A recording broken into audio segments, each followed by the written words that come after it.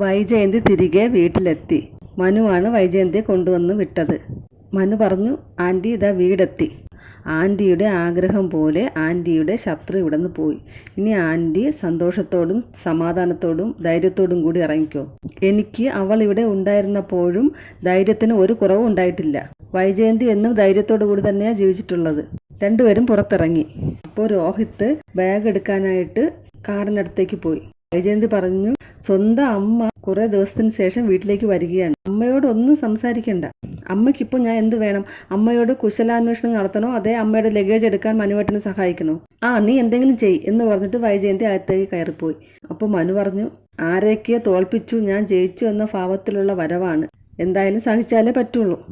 വൈജയന്തി അകത്തേക്ക് കയറി വന്നപ്പോൾ ബബിതയും കൃഷ്ണമോളും പുറത്തേക്ക് വന്നു. വൈജയന്തി വീടിനകത്ത് വന്ന് വീടാകെ മൊത്തം നടന്നു നോക്കി. എന്നിട്ട് സന്തോഷത്തോട് ചിരിച്ചുകൊണ്ട് പറഞ്ഞു, ഇപ്പോഴാണ് ഇതെൻ്റെ വീടായത്. അപ്പം മനു ചിരിച്ചു. അതെന്താ ആൻറ്റി? ഇത്രയും നാൾ ഇത് അലീനയുടെ വീടായിരുന്നു. അവളാണ് ഇവിടെ ഭരിച്ചുകൊണ്ടിരുന്നത്. അലീന ഈ വീടിൻ്റെ കുറച്ച് ഭാഗം അടർത്തിയെടുത്തുകൊണ്ട് പോയോ? നീ ഒന്നും പറയണ്ട മനു, എനിക്കെല്ലാവരെയും അറിയാം. അലീന പോയതിൽ നിനക്കാണ് ഏറ്റവും കൂടുതൽ വിഷമം. മനു പറഞ്ഞു, ആൻറ്റി കൂടുതൽ വിഷമിക്കാതെ ഇരുന്നാൽ മതി. ഞാനെന്തിനു വിഷമിക്കണം? അലീന പോയപ്പോൾ എന്നോട് ആൻറ്റി വിഷമിക്കുന്ന കുറച്ച് കാര്യങ്ങൾ കൂടി പറഞ്ഞായിരുന്നു. വൈജയന്തി ശരിക്കും ഞെട്ടി. എന്താ ആൻറ്റി, ഞാൻ അതിപ്പോൾ പറയട്ടെ? വേണ്ട പറയണ്ട. വല്ലവളുമാരും പറയുന്ന ദുഷിപ്പൊന്നും എനിക്ക് കേൾക്കണ്ട.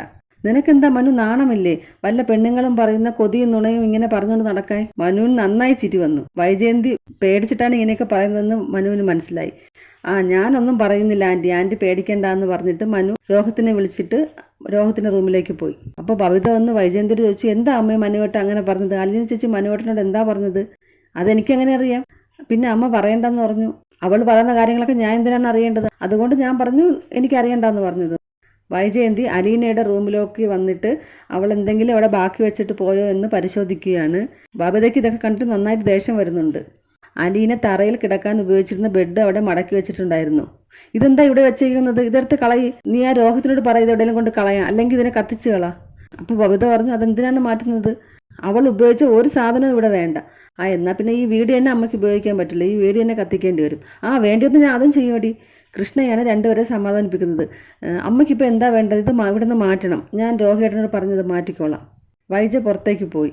കൃഷ്ണമോൾ വിഷമത്തോടു കൂടി ആ മുറിയിലിരിക്കുകയാണ്. അലീനയുടെ കൂടെ തലേ ദിവസം ആ കട്ടിലിൽ കിടന്ന് സംസാരിച്ചുകൊണ്ടിരുന്നതൊക്കെ അവളുടെ ഓർമ്മയിലെത്തി. അവൾ സങ്കടത്തോടു കൂടി മുറി വിട്ടുപോയി. ബാലചന്ദ്ര മേനോനും അലീനയും സ്റ്റാൻലിയുടെ വീട്ടിലെത്തി.